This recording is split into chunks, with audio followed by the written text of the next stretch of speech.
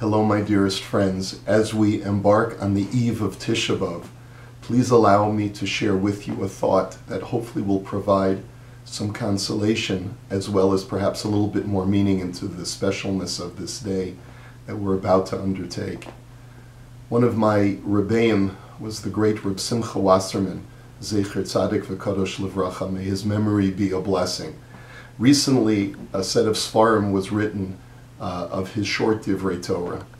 And Reb Simcha noted that in the 12th chapter of the prophet Zechariah, there's a discussion of the great redemption that will take place at the end of all days, where Hashem will bring a great Yeshua, a great salvation to the people of Yerushalayim. And on that day, all of the enemies of the Jewish people will be destroyed.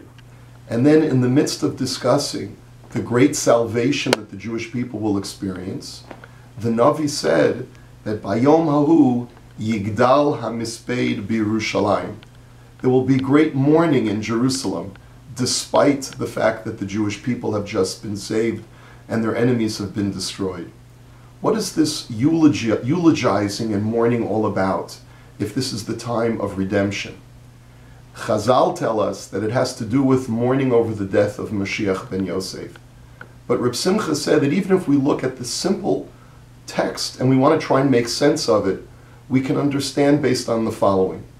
We know that when Yaakov Avinu was in great danger, he felt that he was being pursued by Esav on his way back to Eretz Yisrael. And therefore he said, I'm going to divide my entire camp into two parts. He said, Im yavo Esav el ha-machaneh ha'achaz v'yikahu v'haya ha-machaneh hanishar lifleita. He said, if Esav tries to smite my one half camp, then at least I'll have the other half will survive and I'll be able to go forward. And Reb Simcha said, I don't understand. How could someone have such emotionless fortitude to be able to face the prospect of half of his wives, half of his children, half of everything in his family just being completely wiped out, and being able to coldly and in a very calculated way say, okay, if they get wiped out by Esav, I'll be able to move forward and live on. And he explained that sometimes when a person is in the midst of great suffering, great crisis, HaKadosh Baruch Hu gives us a gift of stoicism to enable us to continue functioning. Because there are times in life when the expression of sadness, of emotion, is a luxury that we cannot afford. Consider all those times in our history when we were fleeing from an enemy, when we were in hiding. There was no time for us to express our mourning for those who had already perished. Reb Simcha himself remembers from his own experiences of going through the Shoah that even though there were very close family members of his who he knew were murdered by the Nazis, he didn't have time and didn't have the luxury of stopping for a moment to be able to reflect on what had been lost to him and to his family. He says that therefore when we read in Sefer Yecheskel in Perek Lamed Vav, that there will come a time that V'nosati lachem leiv chadash, says Hashem, I'll give you a new heart at the end of all days. V'hasirosias leiv ha'even mibisarchem, I'll remove your heart of stone, and I'll give you V'nosati lachem leiv basar, I'll give you a heart of flesh instead. We shouldn't think that we've been cursed up until now to have a heart of stone. Sometimes we need a heart of stone in order to be able to endure the great suffering, in order to be able to move on, to persevere, despite the terrorism, despite the horrible tragedies that are occurring all around us. Because if we indulge in our suffering, we will not be able to continue, we will not be able to fight our enemies, we will not be able to persevere. And therefore, there will come a time in the future when all of our enemies will be wiped out, and Hashem will tell us, you know what, I didn't give you the luxury of mourning up until now. Now you have a new heart.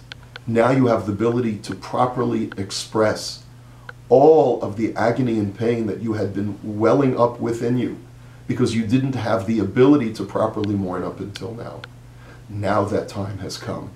So therefore, amidst your redemption, give out that great cry that you've been holding within you for centuries as the Jewish people. Now is the time to express your mourning.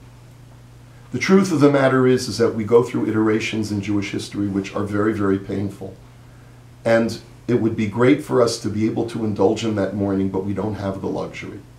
But our sages tell us, and with this Reb Simcha concluded, there's one day out of the year that even though we're in the midst of protecting ourselves and fighting our enemies, we have to allow ourselves, even in the moments of gullus, even in the times of having a heart of stone, we have to let our hearts melt. We have to let our guards down and allow ourselves to indulge in all of the tragedies of Jewish history, if only for 24 hours. And that's what Tisha B'Av is all about. And so, my friends, wherever we are on Tisha B'Av, and whatever tragedies we face and whatever enemies we still need to continue fighting, let's consider what has happened over the course of this year, even in the last few days with the terrible tragedy of the Solomon family in Chalamish having been wiped out. Now's the time to take the day to express our national mourning, to express our sadness. Tomorrow, after Tisha B'Av, we will have to regain our resolve. We will have to put on the armor and our grit and our determination to be able to fight the enemy without tears, but rather as warriors. But for just this one short day, let's use Tisha B'Av to be able to dissolve our hearts of stone and feel what it is to have hearts of flesh and to be able to truly cry for all that has happened in our past. If we can have that semblance of a Tisha B'Av, we'll have accomplished what the purpose of this day is. I wish you a meaningful Tisha B'Av, an easy fast, and may we all merit to see that great redemption of the future when our hearts of stone will truly turn perpetually into a heart of flesh. All the best.